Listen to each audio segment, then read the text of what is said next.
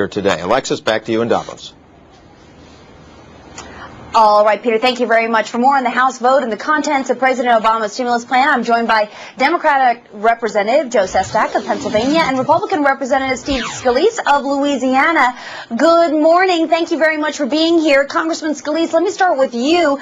President Obama visited Congress just 2 days ago in hopes that he would get some bipartisan support here. You, in fact, said coming out of the meeting that it was a productive meeting, and yet not one Republican voted on behalf of the stimulus package yesterday. What happened?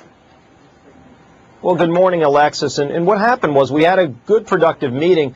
A lot of us on the Republican side expressed our concerns to the president about the massive spending in the bill that many people feel won't do anything to stimulate the economy. And we laid out a number of alternatives that we had provided to do things on the area of tax cuts for middle-class families and small businesses to actually go and address the problem of getting people back to work. Unfortunately, they didn't incorporate any of those ideas into their plan, and I think you saw not only did all Republicans vote against the bill, but in a bipartisan vote, you even had a number of conservative Democrats that could not stomach some of this really liberal spending that was in this massive bill.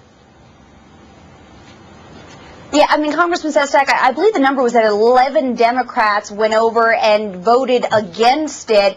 You voted for it. What is it about this package that you think will effectively re-stimulate the U.S. economy?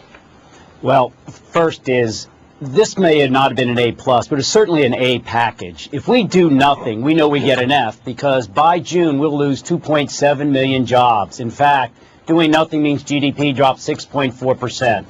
But I think what's important is the tone has changed. And so I would readily agree with the Republicans. Let's add some more taxes in. This is a package that's not just for boosting the economy. It's also for relief.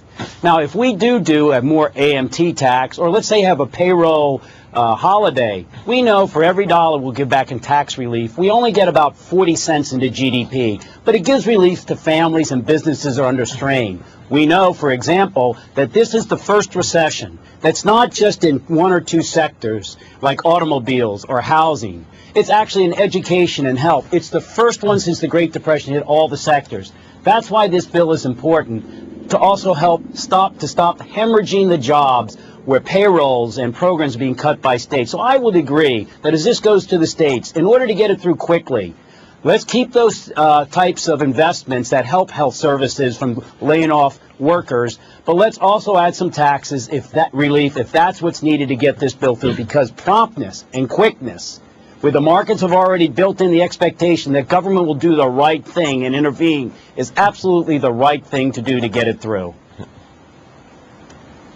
You know, Congressman Scalise, I want to go back to you for a moment, because I know you and the Republican members of Congress created an alternative plan. It was called Economic Recovery and Middle Class Tax Relief, the Act of 2009. You're calling it H.R. 470.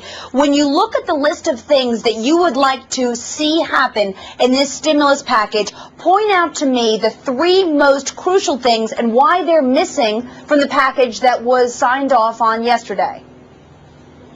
Well, I think the main components of our bill dealt with tax cuts for middle-class families and small businesses, specifically going into the income tax rates, lowering income tax rates at the bottom, which helps all families in this country. Also looking at capital gains taxes, injecting real capital, money that's sitting on the sidelines, to be pumped back into the economy so that small businesses can actually go and create jobs. One of the things we talked to the president about was the concern, even on his tax package, he's not really cutting taxes as much as he's creating a new welfare program by cutting checks to people that don't pay any income taxes.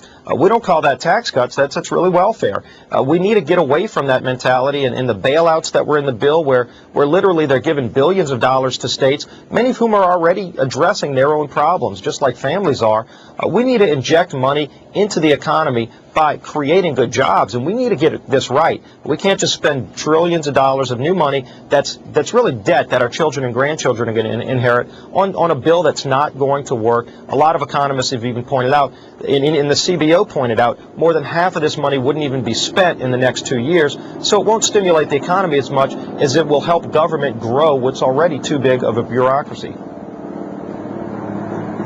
Congressman Sestak, let me go back to you on this because I'm looking at the list of things in here, and I know the bill is a lot thicker than the piece of paper that I'm holding, but on a line item basis, let's be perfectly honest, there is a lot of pork in here, and I thought this president said he's not going to stand for pork, that this plan was going to be a very defined plan about creating jobs, creating infrastructure, and you look at this list here, and it's kind of staggering. How do you respond to that? Oh, Alexis, I have to politely disagree. As you know, everything here that is given out, let's take Medicaid. We are giving $90 billion to the states for Medicaid. Why? Well, it's because a hospital in my district, Crozier, has laid off and is consolidating positions for 400 people because the states no longer, because unemployment is so vast, has revenues to pay its Medicare share. In fact, those who are being laid off are from employer-based plans are now having to pay 100% of COBRA. And Alexis, you know how expensive that is. So this bill is going to say, we're going to give $90 billion to Medicaid and pay 65% of COBRA so that the hospital won't lay off workers. This is about stopping jobs. If you could give me a specific example that is of pork, I would be glad to address it. But this is not about welfare. This is about stopping unemployment going to over 11.5% by the end of this year. So according to Moody's macroeconomic model, if we do nothing, and 11% marks the beginning of a Great Depression. Let me step back also. When you look, and I can't be an ideologue, I must be practical.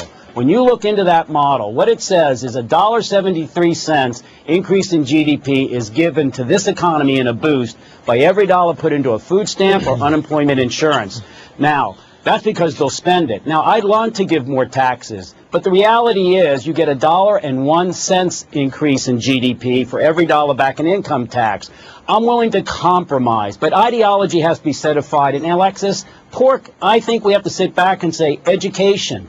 We put $13 billion in for IDEA, special education. Why? I met with all the school districts, superintendents in my district, and they said we're laying off special ed teachers and janitors. We got to stop the hemorrhaging so that people still work and get revenue so we don't have more budget outlays and a bigger deficit. Practical compromise is what's needed right now, actually. All right. Well, Congressman Sestak, some great points. Both men, gentlemen, thank you very much for joining me this morning to talk about it. I know we'll be talking a lot more about it in the coming weeks. I appreciate you joining us. Enjoy Switzerland. Now let's go over to Colin McShane in